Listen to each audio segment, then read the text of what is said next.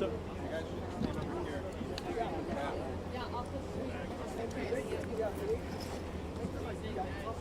Ready to go? If everyone was speaking to just make sure you know after you leave, that's who you are introducing. Alderwoman? Whatever you think. She said alderwoman. Everybody goes like As everyone speaks, They are not on the microphone. Yeah, bring them forward a little bit into the sun. There you go. There you go. Is that better? Yeah, go right ahead. You just watch yourself on that Hey, cable. will you drop it just a little bit? Oh, you're good. You say your first and last name and you spell it. Hey, just don't hit that. You don't want them to mess up your pronouns. Say that to He's just kidding. Touch it all you want. They mess up my mouth. Hit the button. I dare you to hit the button. Fox calls me can't him anytime. Yeah, dead ass. That's on purpose. Okay, ready to go? Where's this? He's in the shady. It's the start of the. Oh, is it? Here it comes. Yeah, we're not in a great spot, but I'm in the way. You're good. I can run and grab a light truck and you guys can come down the block. Just over here, Smith. How you guys doing? I'm okay. It's been a day. It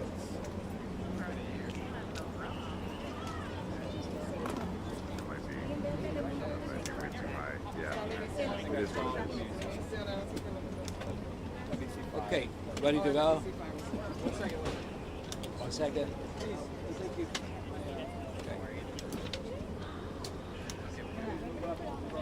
everybody good? Yep. Good? Hold on. We're good. We good? Everybody good? Okay, go ahead, sir. Good afternoon, everyone. My name is Jose R. Sanchez. I am the president and CEO of Humboldt Park Health. Today we are gathering because there is a very unfortunate situation in our community, and I have the community and all of the elected officials that represent not only this part of our community, but also other part of the city. We are healthcare organizations that provide care to people who need medical care. And we do not support having law enforcement in our premises arresting individuals regardless of what status they have in this country. We need to continue to provide the care that they need. I got individuals who come to the emergency room that otherwise would not be here if they didn't need to be at a hospital. So I would like to make sure that you all know that this is a medical hospital, a medical institution that actually has the responsibility to take care of people who do have medical needs. And we are not going to continue to support the harassment of actually having people being arrested in our premises. Now with that, I would like to introduce Jesse Fuentes, our member of the City Council, to speak first. Jesse, thank you. Thank you. Good afternoon. I'm Alderperson Jesse Fuentes, Alderperson of 26th Ward, Jessie Fuentes, Fuentes, she, her pronouns. Today, we've seen a serious escalation of ICE activity in Humboldt Park. And it started early this morning on the west end of Humboldt Park. One of the first calls that I responded to was ICE throwing tear gas right outside of Rico Fresh on Armitage and Central Park. Pepper spraying, customers coming out of the grocery store, rapid responders responding to ICE presence in our community, people driving by who had to pull over because they could no longer see. This is violence that we are seeing in our community. Shortly after, I get a call from Humboldt Park Health saying that ICE is in the emergency room. So me, rapid responders, and my staff, we make our way here. In the emergency room, I ask ICE agents who are in the room with an individual who has a broken leg as a result of them chasing him. I ask them if they have a signed judicial warrant to be in the emergency room and have him detained. And they refuse to respond. That ain't right. Not only do they refuse to respond, but they respond with violence by shoving me in the emergency room. And then I continue to ask if they have a signed judicial warrant, and then they handcuff me and threaten arrest. Shame. And they threaten arrest because I am exercising my constitutional right to ask a question. Do you have a signed judicial warrant to be in the emergency room with an individual that you are detaining? When they walk me out of the emergency room, several vehicles pull up, a white Expedition with Border Patrol who's ready to put me in the car. And I simply ask, well, what did I do wrong? Outside of asking you if you have a signed judicial warrant, I want you to articulate to me what law did I break? They had to take those handcuffs off. Right.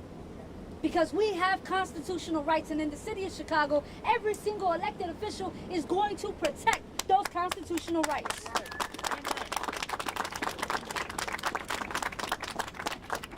The individual that's in this emergency room might need surgery as a result of ICE agents chasing him and him breaking his leg. He deserves all the medical care without living in fear. He also has the right to an attorney.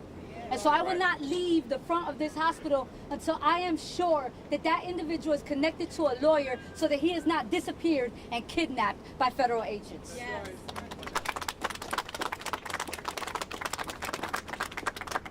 Also, before I introduce the next person, I also want to make sure that I thank the community organizations that showed up. Our rapid responders who are responding to ICE sightings all over the Northwest Side showed up today. The staff of the Puerto Rican Cultural Center showed up today. The staff of Also showed up today. The staff of Build showed up today. You want to know why?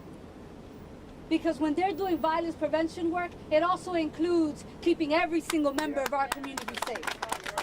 And what ICE and federal agents are doing in the city of Chicago is violence, and we must respond. So I want to make sure that I'm thanking our nonprofit partners for showing up and saying presente in a moment in which our community needs them the most. But of course, we wouldn't be able to do our work without the Illinois Coalition for Immigrant and Refugee Rights. So please, please help me welcome Damien. Thank you, Alderperson. My name is Damian Kogan, Demian Kogan. I'm the Senior Director of Organizing for the Illinois Coalition for Immigrant and Refugee Rights. We are here yet again in another press conference to yet again show how ICE is a danger and a threat to everyone in Chicago, in the suburban areas, and in the state of Illinois. This is our fourth press conference this week where we're highlighting an individual incident of ICE's egregious behavior. We already heard from the alderperson how earlier today bystanders were walking down the street down Armitage Avenue trying to avoid tear gas. We heard about a U.S. citizen that was detained and we still don't know their whereabouts that were shopping southwest of here. We heard about, in the southwest side, an attack on day laborers that all they're trying to do is make a simple day's work. Today, in Chicago and in America, parents need to decide on the risk assessment of taking their kids to school.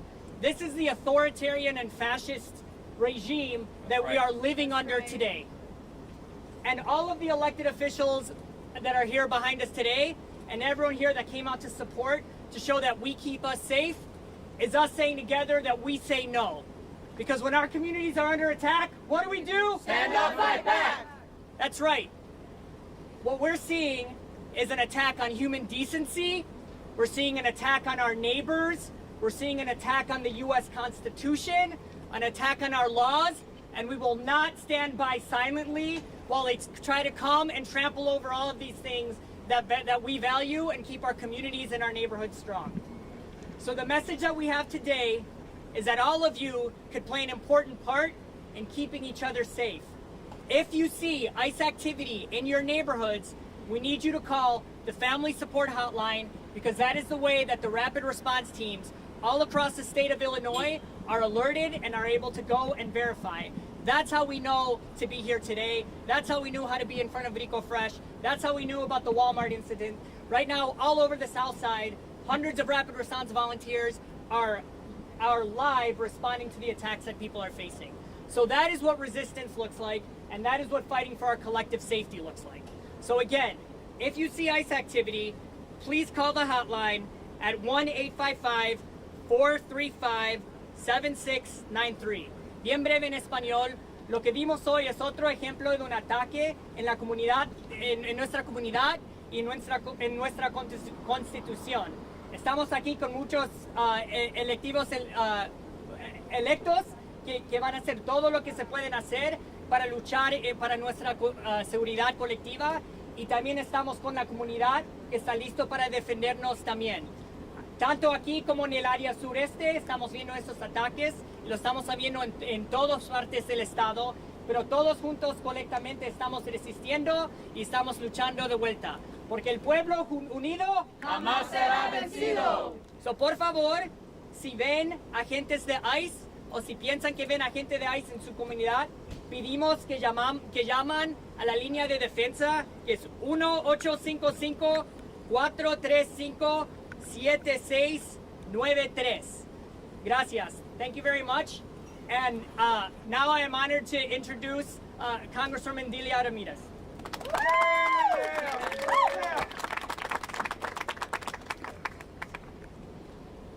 I'm staying quiet for a second because I'm looking around. And I want you to see what resistance looks like to fascism. This is what resistance to fascism looks like. This is what community looks like in spite of a 2-year-old president who is trying to throw every single tantrum and do everything he can to try to break us. Let me say this to Donald Trump, to Kristi Noem, to Pete Hegseth, to Marco Rubio, to Tom Homan, and all of those fascists. You will not break us. Let me say it again. You will not break us. Not because of the elected officials here, but because of the community that continues to show up when the camera is not watching. For the community that continues to show up despite of the fact that they're putting their life sometimes in danger as they're showing up to exercise their right to freedom of speech, their right to dissent, and their right to defend our community. So what I want you to know is my name is Delia Ramirez. I am the Congresswoman of Illinois 3rd Congressional District. You are in my district right now. The community that built me, the community that raised me, and the community that sent me to Congress to fight like hell with them. And yes, we're in the midst of a government shutdown. It means that now the president is using every opportunity for political retribution in cutting critical services when we need it the most. And he's going to try to use this opportunity to try to tell us that we can't be defending our communities.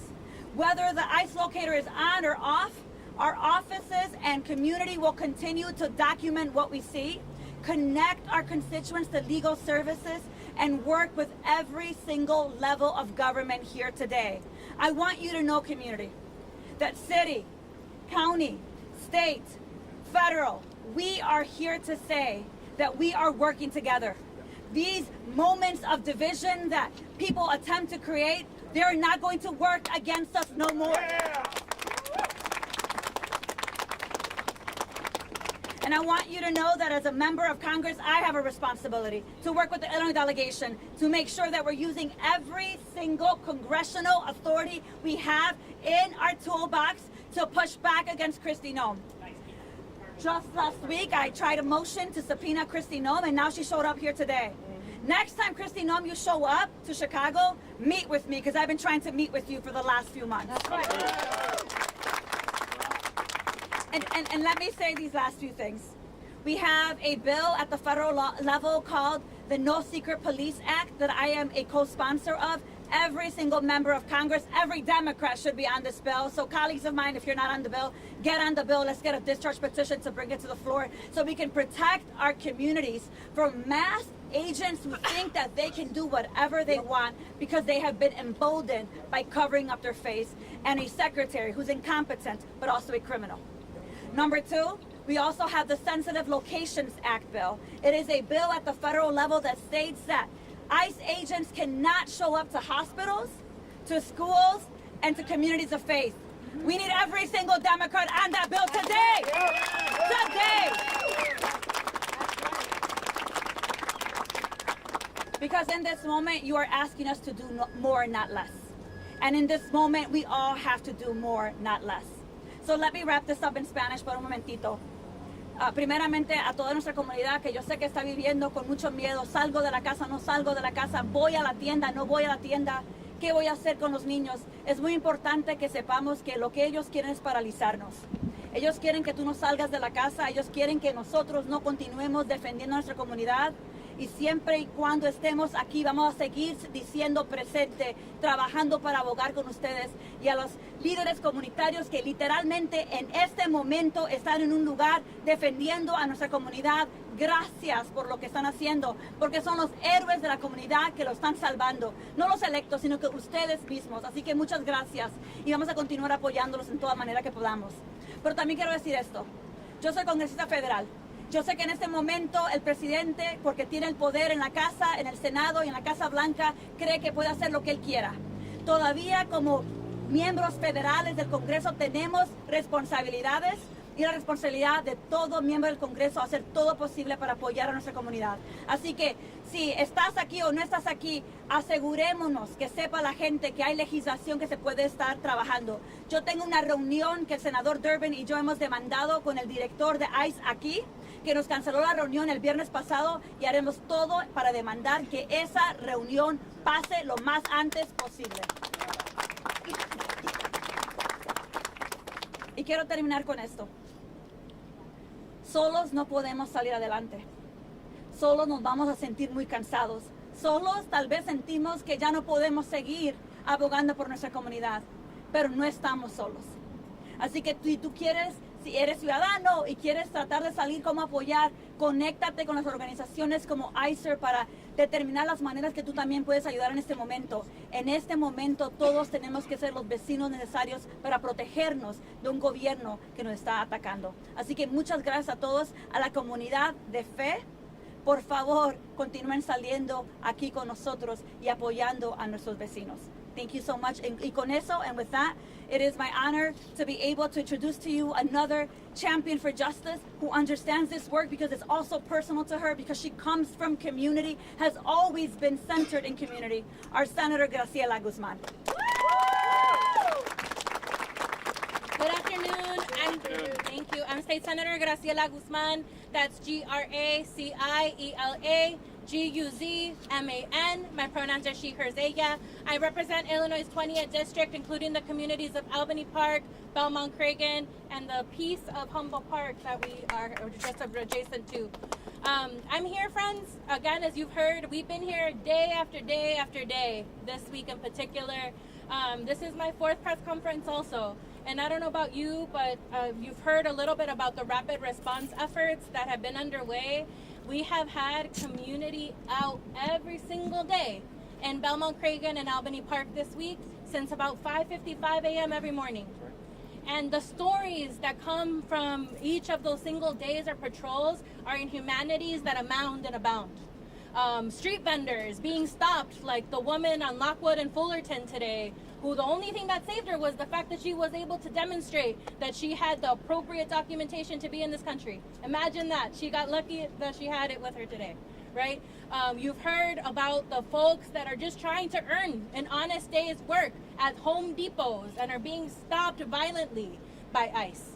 Just yesterday, I had a student at one of my in-district high schools in Belmont Cragen who was awoken to a door being beaten in, window smashed. Imagine, how do you wake up to that and then decide I'm gonna go to school? You don't, right? You don't. Which is our way of saying why we are here as elected community, standing with our community, is our community is fighting back. Yes. Right now, in this moment, across the 20th Senate District and the 2nd Senate District, you have community members that have self-organized. They are keeping our babies safe right now during this missile. Because the threats, you can imagine, they're real, and parents are making decisions. Is my kid safe? Is there not? But what we do know is that community keeps us safe, right? Who keeps us safe? Community keeps us safe. Who keeps us safe? We keep us safe. Which is to say that I know how hard my community is fighting in this moment to keep us safe. Which is why, at the state level, we have to match that same energy. Right? So what I'm committing to in veto session and in 2026 is an agenda that takes into account. It's why we're going to be working to keep ICE out of our courts. Yes. It's why we're going to be working to keep ICE out of our healthcare institutions. It's why we're going to be working to keep ICE out of childcare institutions, out of higher education. And it's why the Trust Act, which is what makes our state a sanctuary state, why we're going to fortify that law in veto in 2026. What you're hearing is we're leaning into the role that policy and legislation have in our lives. We see you, community. We will fight for you. And we will not only stand with you, we are right there with you. Thank you so much for defending our people. En breve, soy la senadora Graciela Guzmán. Represento al Distrito 20 que incluye esta comunidad y también la comunidad de Albany Park, Belmont Cragen y Logan Square. En sí puedo contarles historias tras historia de voluntarios que han estado vigilando nuestras calles desde las 6 de la mañana todos los días de esta semana. Inclusive pudieron proteger y defender a la mujer en la Lockwood y la Fullerton, hoy en Belmont Cragen, por si no tuviera la documentación, no estuviera aquí con nosotros. Han oído sobre trabajadores en Home Depot que desafortunadamente los han agarrado. Punto es, ICE continúa con sus tácticas violentas, así son ellos, les falta moral, les falta corazón. En esa cara, sabiendo que tenemos una comunidad que se va a defender a nivel estatal, van a continuar viendo legislación de nosotros, legislación que corre a ICE de nuestros hospitales, porque ahí no permanecen. Vamos a correr a ICE de nuestras escuelas, vamos a correr a ICE de los centros de cuidado de niños, vamos a correr a ICE de nuestras cortes y también vamos a fortalecer la ley Trust Act que nos protege aquí en el estado de Illinois como estado santuario. Es lo que ustedes merecen como nuestros constituyentes y vamos a continuar peleando. Y así sabemos que este trabajo tiene que continuar. We know this work has to continue. So I'm proud to introduce our Cook County Commissioner at the 8th District, Jessica Vasquez. Fuera ICE! Fuera ICE! Fuera ICE! Fuera ICE! Fuera ICE! Hello everyone, my name is Jessica Vasquez, Jessica-VASQUEZ, and I'm the 8th District Cook County Commissioner. I am also co-chair with the Northwest Side Rapid Response Team. Today we have seen activity all throughout Humboldt Park, Belmont Cragen, portions of Logan Square, and Hermosa. It has been going on, as the Senator said, since as early as 5 this morning. What we are currently hearing is that the attorneys are not allowed to speak with the community member that is being held inside the hospital. Shame. Unconstitutional. They refuse to cooperate, and they refuse to let the attorney speak to his clients. We are hearing that they are being increasingly aggressive. This is not a new tactic. This has been ongoing in our neighborhoods. At the county level, I'll be working hard with my colleagues, including Commissioner Alma Anaya, to continue implementation around the resolution we just recently passed, demanding notice from our separately elected Cook County officials whenever ICE enters any Cook County building or is on Cook County property. In addition to that, we are also calling on Chief Judge Evans to sign an administrative order banning civil arrests in our courthouses across Cook County. He can do that with a signature. We're also working to close any loopholes with third-party data brokers so that our information, not just immigrants, all Cook County residents, our information is safe and is not being shared with this fascist administration. I encourage everyone, if you see something, please call the Family Support Network hotline. Get involved with your local rapid response team. Now is the moment to act. Now is the moment that your community needs you. I'm proud to now introduce Beatriz Ponce de Leon. Good afternoon. I'm Beatriz Ponce de Leon, a Beatriz Poncedeleon. I'm the Deputy Mayor for Immigrant, Migrant, and Refugee Rights for the City of Chicago. And I proudly stand here representing Mayor Brandon Johnson and our administration to say once again that we are a city that values, appreciates, protects, and uplifts our immigrant and refugee communities. Thank you. We are doing that in partnership with many of the people that you see here, the community organizations, but we are using all of the powers that our city has, including litigation, filing lawsuits, joining lawsuits that are fighting against the many unconstitutional actions that our federal government is taking to attack not only immigrants, but all of us.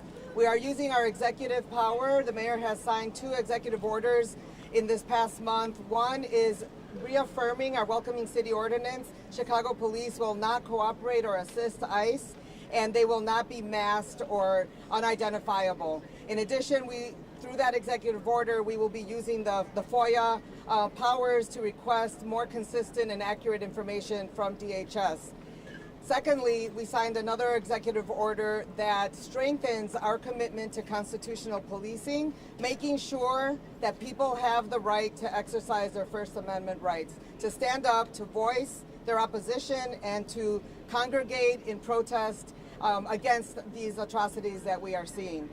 We will continue to look at those executive orders as a tool as well as litigation, and we will continue to partner with the City Council to strengthen our Welcoming City Ordinance and other ordinances that protect us. Yes, thank you. The city also started the Protecting Chicago initiative, chicago.gov/protect, where you can find these executive orders and access to all of the Know Your Rights and family preparedness materials and resources that we have. We are now moving into the phase of focusing on the people who are being impacted by separations. They're losing their jobs, they're losing their loved ones, they're stopping their medical care, they're pulling their kids out of school, they're unable to feed their families or to keep paying their rent. And there are many ways that both the city, state, and community can support those individuals. And then finally, this message is for people who feel like maybe this is not about you. You don't know an immigrant, you are not an immigrant, you are documented. Here we go. All of us are impacted by what is happening. That's right. All of us. And this is a moment where, as an ally, you can help. You can be part of rapid response, you can buy groceries for a family, you can walk a child to school, you can support the legislation that we need, and you can speak up. Don't turn away when you see atrocities. Record them, share them, talk about them. En español, soy Beatriz Ponce de León, Deputy Mayor de los Derechos de Inmigrantes, Migrantes y Refugiados. Brevemente voy a decir que la ciudad de Chicago sigue siendo y siempre será una ciudad que valora y protege a nuestros inmigrantes. Y de parte lo hacemos en colaboración con todas las personas elegidas que están aquí y también con la comunidad que en Chicago se ha reunido para luchar en contra de lo que se ve a nivel federal. Nuestra oficina va a seguir usando las leyes que tenemos, usando el poder del Departamento de Leyes para meter demandas en contra del gobierno federal y también el poder ejecutivo que tiene el alcalde para tomar protecciones adicionales. Y finalmente, para todos los que quieren apoyar, que tal vez no se sientan conectados con los inmigrantes, quiero que sepan que todos somos impactados. Aunque uno sea ciudadano, aunque no conozcas ni una persona inmigrante, esas personas todos estamos impactados y es necesario que apoyen. Pueden ayudar a una familia que necesita dinero para la renta, pueden encaminar a los niños a la escuela, pueden comprar mercado para alguna persona necesitada y pueden unirse a las redes de apoyo que están vigilando para apoyar y mantener nuestras comunidades seguras. Muchas gracias. Y ahora tengo el honor de presentarles a el Council Member Anthony Quesada. Thank you. Good afternoon. My name is Anthony Joel Quesada. That's AnthonyJoelQuezada, and I'm the alderman of the 35th Ward. I want to thank everyone for being out here this afternoon.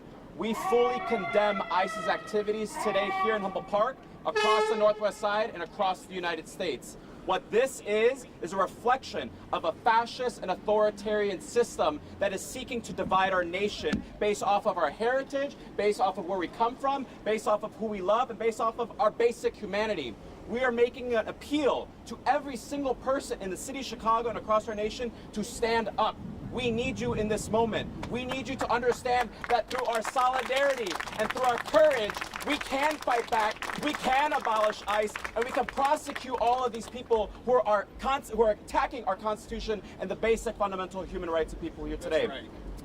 The city of Chicago is taking firm action. We are a sanctuary city, but we know we need to make our laws stronger and our processes more clear. That is why we are so glad that our colleague Jesse Fuentes of the 26th Ward introduced an ordinance to amend the COPA ordinance, which would give a full authority to COPA to investigate any alleged activities between the Chicago Police Department and ICE. We need to make sure, because we need to establish trust between our community members and the Chicago Police Department, that there will be no collaboration whatsoever, because we are a sanctuary city. So we want to grant COPA the full authority to have that power to investigate any alleged activities or collaboration between ICE and the Chicago Police Department. The Office of the Inspector General always has the authority to investigate any city officials and other capacities in departments and agencies if there's any collaboration. We also have an ordinance that was introduced by my colleague Andre Vasquez, which was going to mirror the same ordinance and resolution that my colleague Commissioner Jessica Vasquez introduced at the county, but unfortunately one of my colleagues sent that to the Rules Committee. It is cowardice that people in this council are not standing up for our immigrant communities. Every single one of you needs to call your alderman today, tomorrow, and every single day and week and ask them, what are you doing to stand up to ICE? What are you doing to hold this fascist and authoritarian government accountable? What are you doing? And there will be consequences if they're doing nothing about it. So we call on every single Chicagoan, hold your elected officials accountable, stand out in the streets in full solidarity and courage, because together we can protect our communities. I'm now going to hand it out to my colleague, Alderperson Rosana Rodriguez Sanchez. Buenas tardes, mi nombre es Rosana Rodriguez Sánchez, Rossana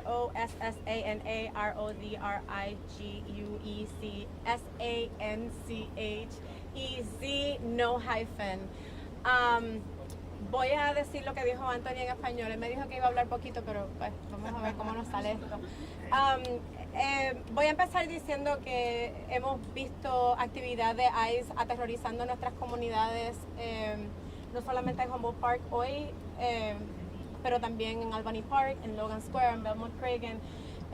Y hemos pasado los días persiguiendo a ICE, tratando de entender dónde están, tratando de proteger, ¿verdad?, nuestras comunidades. Anthony estaba hablando de las cosas que estamos haciendo a nivel legislativo para poder proteger a nuestras comunidades, y él mencionó dos piezas legislativas que estamos discutiendo.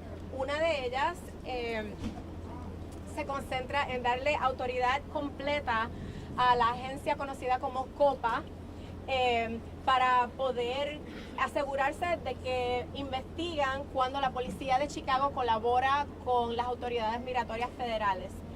Eso es bien importante porque pues, vimos lo que pasó en junio 4 y no queremos que haya ningún tipo de riesgo de que la policía de Chicago esté colaborando, ni siquiera por accidente.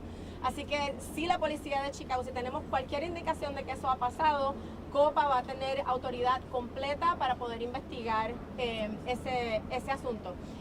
Lo otro que queremos traer, nuestro colega Andre Vázquez de el Distrito 40, esa pieza legislativa fue introducida por Jesse Fuentes de la 26.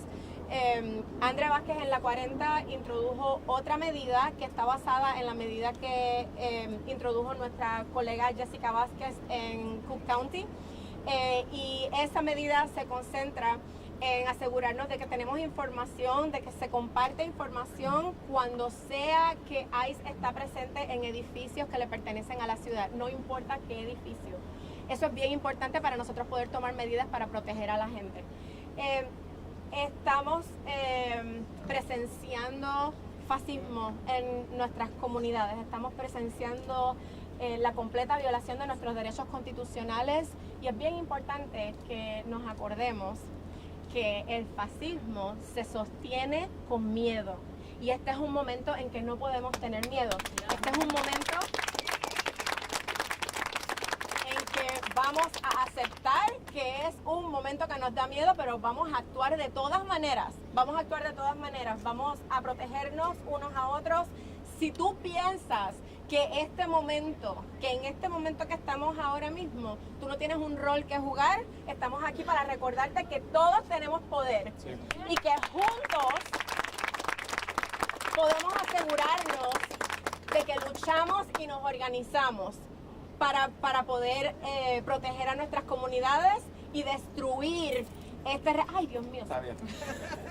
Y destruir este régimen que nos está maltratando y que nos está aterrorizando. Así que eso es lo que vamos a seguir haciendo aquí en Chicago todos juntos. Gracias.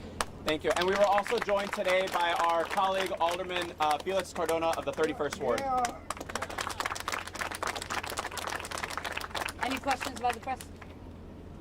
Yes. Can you tell us about the man inside? What do we know of him? The age?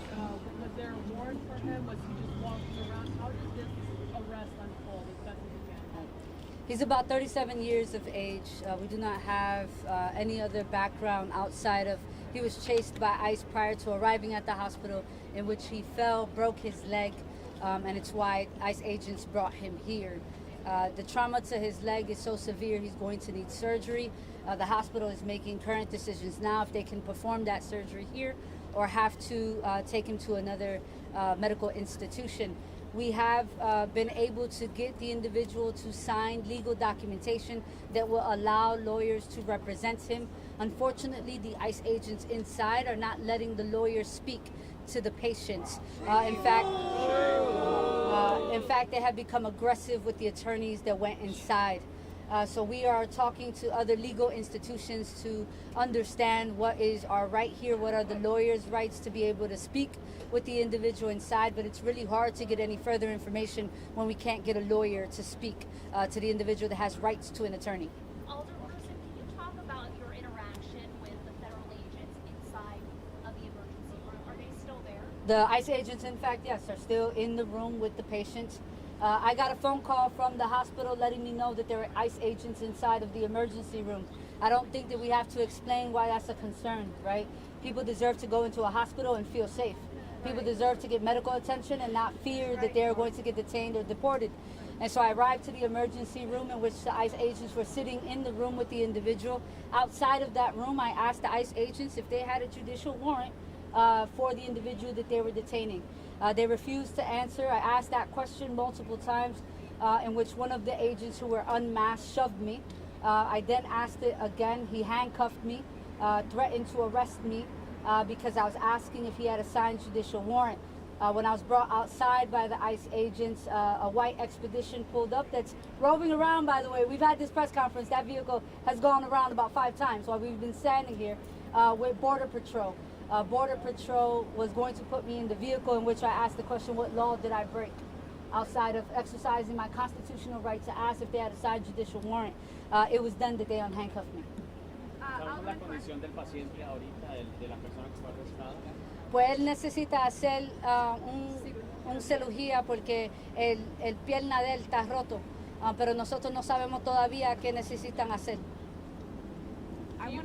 I want to be clear. The ICE agents brought this individual to the ER, or did he come on his own? No, that is correct. The ICE agents did bring the individual to the emergency room. Prior to bringing him here to the emergency room, they were seeking to detain him. That individual was trying to get away from ICE, in which he fell and broke his leg. La persona estaba siendo perseguida por inmigración. En el proceso de ser perseguido se cayó. En realidad no sabemos si los agentes tuvieron algo que ver, no tenemos video. Y pues entonces los agentes lo transportaron aquí porque se rompió la pierna. Was his leg broken due to their aggression, or was he just? We're unsure. We would like to understand the particulars of the incident. But until we can get a lawyer to speak to him, we have no clue. And I want to say that this is a common practice, right? ICE has been taking individuals into hospital rooms, into emergency rooms, because people are harmed, while ICE is trying to detain people in the city of Chicago, right? If you go to Cicero, there have been individuals who have been taken to the emergency room. This is not the first incident, you all. What ICE is doing is exercising violence, physical violence on the people of Chicago. I have a question. This suspect was running from ICE, and he injured himself trying to get away from ICE. And when he came to the hospital, you asked them if they had a warrant. Well, they don't have to tell you as a bystander if he has a warrant. So why did you ask them? What channel are you with? Why did you ask them? I asked them because every individual, despite their documentation status, has a, excuse me, I can answer your question, sir. You can stop asking questions. They don't have to answer to you. You do realize that. Everybody realizes ICE, absolutely, but ICE does not have to tell you if they have a warrant for this. And they're unconstitutional. They have to tell Anybody they else have in a right press? to try to arrest her either. They have to tell. They have no right to try to hit her. Thank you for your question, sir. Thank you for your question. Thank you for your question, sir. This is a type of misinformation. All right, y'all. Have a great day. Thank you.